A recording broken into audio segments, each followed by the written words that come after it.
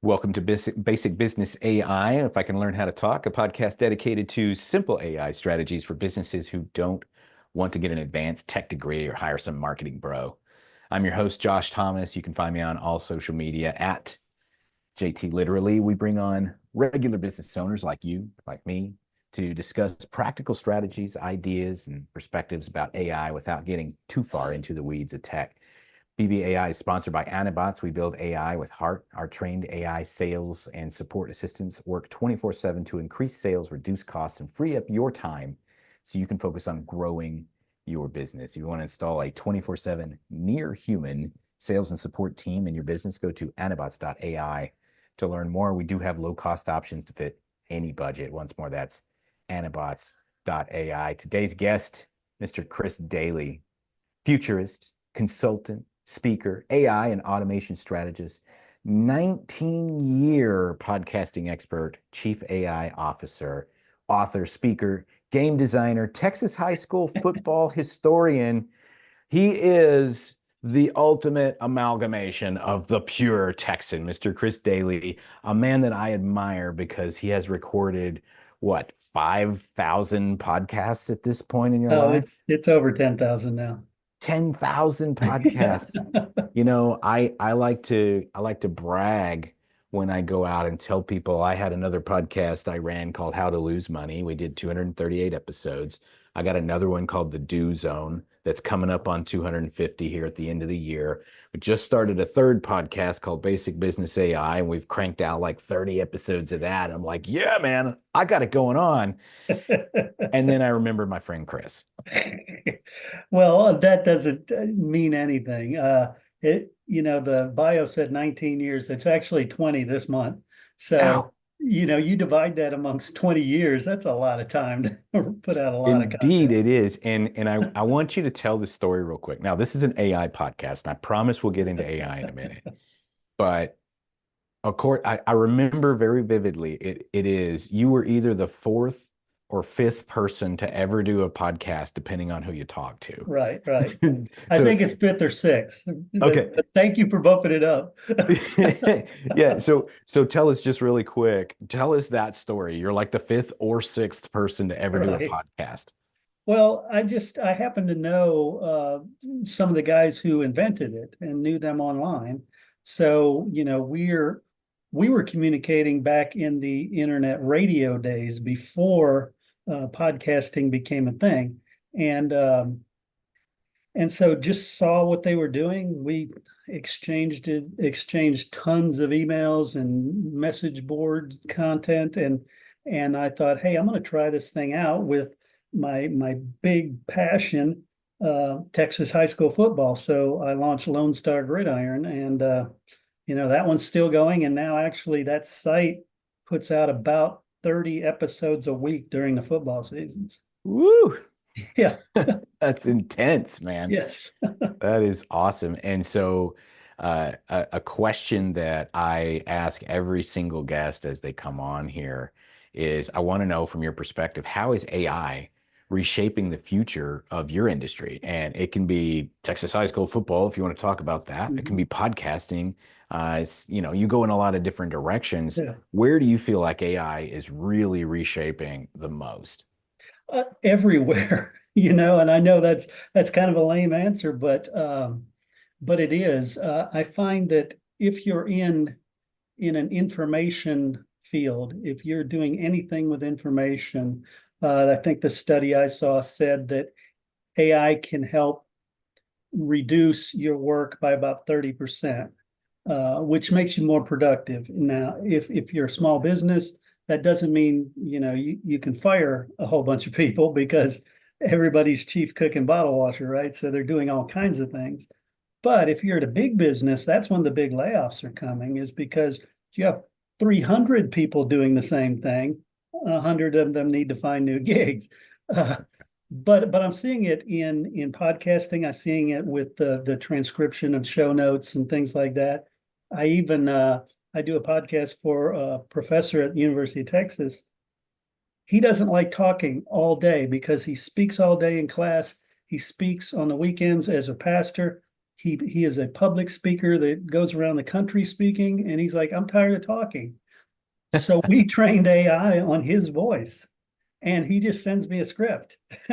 And his wife will swear it's him. It's that good. It's so good. And so it's every industry, it's changing everything drastically. And and what's really happening is you have no precedent for the speed of the development. Right. And I'll give you an example. We started an AI company. We're building AI-powered assistants to automate sales and customer support issues. And we feel like we do a much better job than most people because we've been running businesses and building sales teams for 15 years, and we're not just some like 16-year-old that doesn't know anything. Mhm. But we took a stance against AI voice Yep. because at the time when we started our company just a few months ago, the quality of an AI voice call was inferior. It was not Yep. pleasant. And we revisited this past month and we're like, oh crap. we Yes. we we better start offering this now because it's so much better than it was just a couple of months ago. Yeah, there was some study I saw. It was from a book, Architects of Intelligence, I think it was called. And it said from the time AI was first created until it was kindergarten level intelligence took about 30 years. To go to above college level took another 6 months. So it's that fast. It is changing. And you see it every week. You see new, development. You see things like Suno who write entire songs. Mhm. It's crazy. Yeah, indeed. And it just reminded me, I had a guy tell me about, and I just learned like 5 minutes ago, there's this thing called NVideo that you just tell it to make a video and it will like rewrite a whole video for you in a Yeah, I couple of use it minutes. all the time. Yeah, I I use just it heard, to I was promote things. today years old when I found out about that. Yeah. Yeah, and so that's it's the other thing that's worth mentioning, Chris, and I'd love to get your take on this is how do you tell between all of this stuff is out there, what's good and what's not? And Yeah. this is something I'm actually going to be speaking on this, and I'd love to get your take because there's guys like you and me that we were not living our lives for AI forever. We were Right. growing businesses. And now we're in AI and we're applying those principles and we're trying to run a good business. But then there's other guys out there that put up a shiny website Yep. and say some cool words and they get a lot of customers and they got garbage product. How do you tell the difference? It's difficult. I like the approach of this podcast because this podcast is just like I'm spending a lot of my time now speaking to business groups about AI and how to, at the bottom level, figure out if it makes sense for them. And it comes down to the same thing it comes down to with everything else out there. There are the shiny people, and there are the people who you just get the gut feel they're real. So, that's what you're Mhm. doing here. You're having a real conversation with people about real things. You're not saying, blowing smoke and talking about, yeah, this will change XYZ. And even though, you say you're relatively new to the field, guys like me, I was playing with AI in the 80s when it was horrible, but nothing happened till recently. So I don't care who you are. If you started a month ago, you know the good stuff. You didn't need to Yeah. know the stuff in the 80s. Yeah, right, right. And so I'm curious, let's go back there. Let's take advantage of the fact that you were using AI in the 80s. Don't know a lot of people like that. Now, Yeah. we did some research. We were doing a presentation in San Antonio not too long ago, and our research revealed the first time that the term artificial intelligence was used was actually in 1955. Mhm. 80 years ago, Yeah. something like that, 70, 80 years ago. I can't count. Yeah, 70 years ago. And at the time, obviously, that meant something different than it means Right. now. But tell us a little bit about what was AI in the 80s? Like what was happening there? Well, in the 80s, remember, this is predated the internet by a boatload.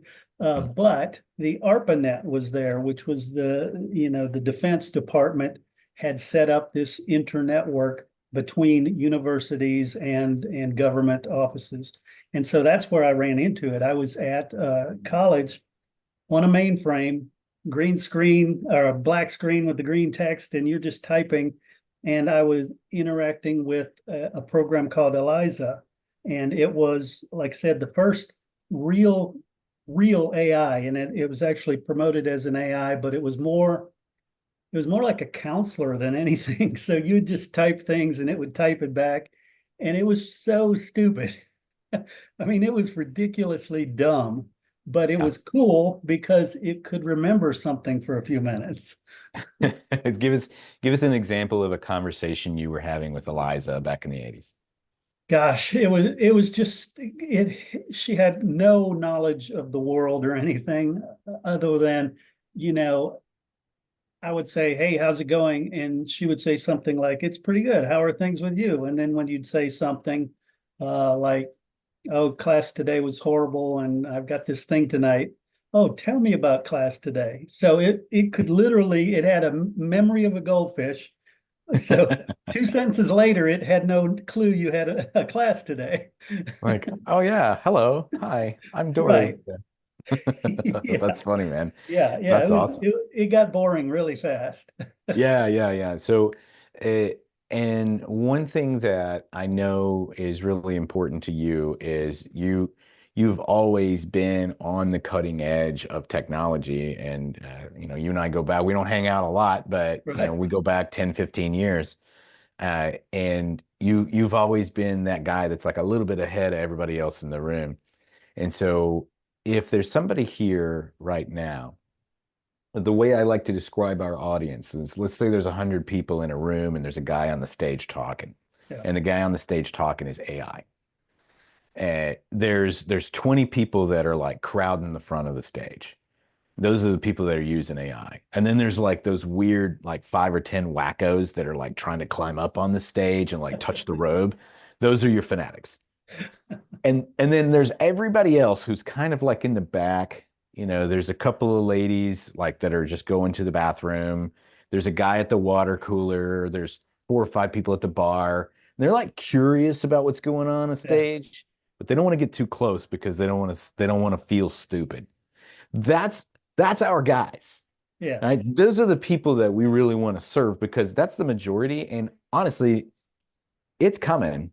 Yeah. You can't hide in the back of the room too much longer. And so we want to empower those people to say, hey, this is not so intimidating. It's not so scary.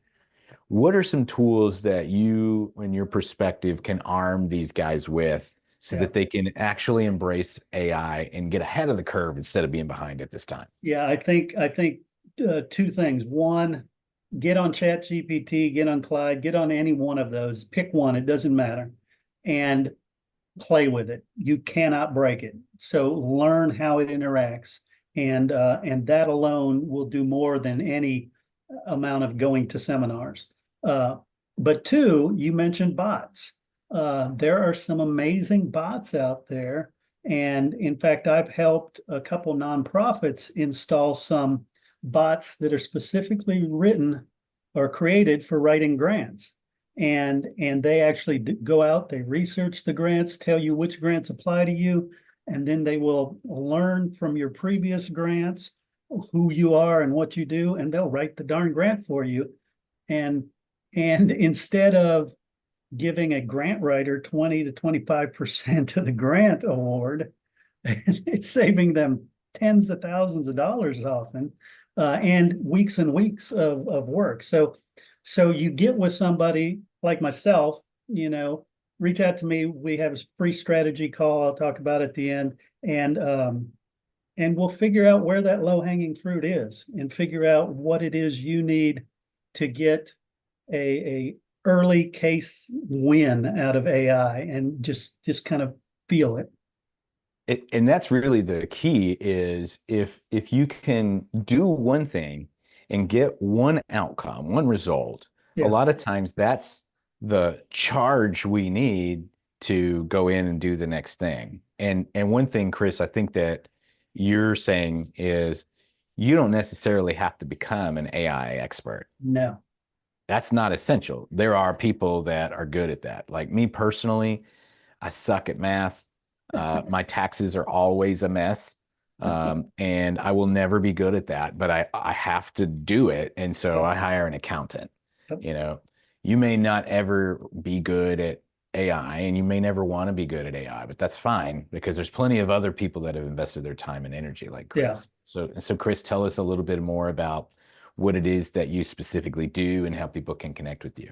Yeah, like I said, I've got a free strategy call. You can go to freshmediaworks.com/AI, sign up for a free strategy call. It's just a Zoom call. And we dig in and figure out what your business is and figure out what makes sense, what doesn't. You can hire us as a fractional CAIO, which is Chief AI Artificial Intelligence Officer, which is the fastest growing C-suite title in the world right now. But rather than hiring one or becoming one yourself, you can just hire us fractionally and we'll help, figure out what you need and implement it.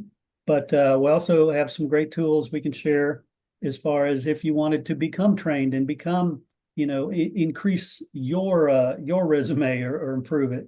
If you want to become a CAIO, we can point you to some trainings, some really good ones out there.